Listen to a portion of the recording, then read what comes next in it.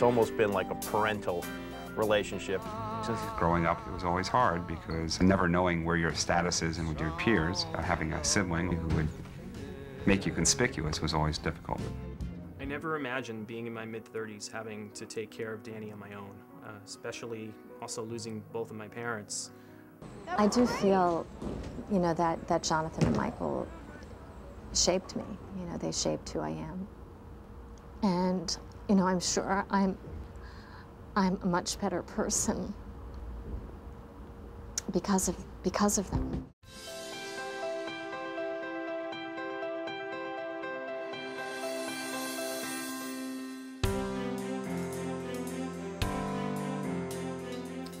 I'm the oldest of three boys. Joseph's the youngest. We have a middle brother, Philip, and we grew up in Maryland, so we're local, Montgomery County boys. So I'm on Northern Virginia now, and I'm right around the corner, so if Joe wants to hang out or something, I can be here. Growing up with both of my brothers, it was like any other normal household. Since I was only 6 when Joseph was born, I never really knew what it was like to have a brother that was any different. So, you know, I would annoy Joseph as much as I would annoy Philip, my other brother. You know, being an older brother, you don't really play favorites or treat anyone special, right?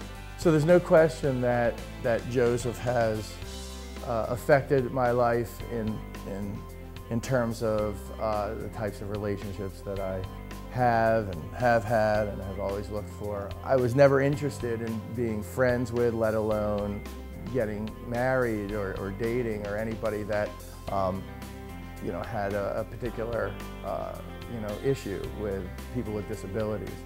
But you know, when I met my wife, I think she was particularly drawn just to the fact that, you know, we had this kind of relationship, you know, and she's as supportive and loving, you know, Joseph and the family as anybody, more so. All of my friends to this day, from high school, elementary school, they all know and love Joseph too.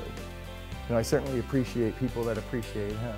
You know, who would have thought that Joseph would be living at a nice house in suburban Montgomery County with friends and people to take care of him and love him. It's no different than, you know, than any of us. I mean, Joseph's independent. He has a job. He has a, you know, he has a social calendar. Sometimes busier than mine or anybody else's. Are you taking dance classes? Something you want to tell me? Zumba, I knew it. Every year, sometimes more than once a year, we have a JFGH sibling outing. A boat ride down the Potomac, pizza parties, you know, things like that. So it's kind of neat because I think that JFGH realized, you know, a number of years ago that siblings have sort of a different relationship. It's almost like a support group. Not even that it's a big deal now, but we all know it's going to be a big deal soon.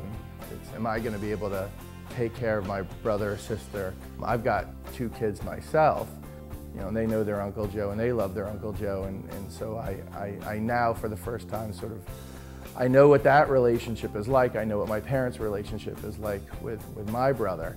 Although my parents will probably tell you that actually he was the easy one, and me and my other brother were the difficult ones. To an extent, they're probably right.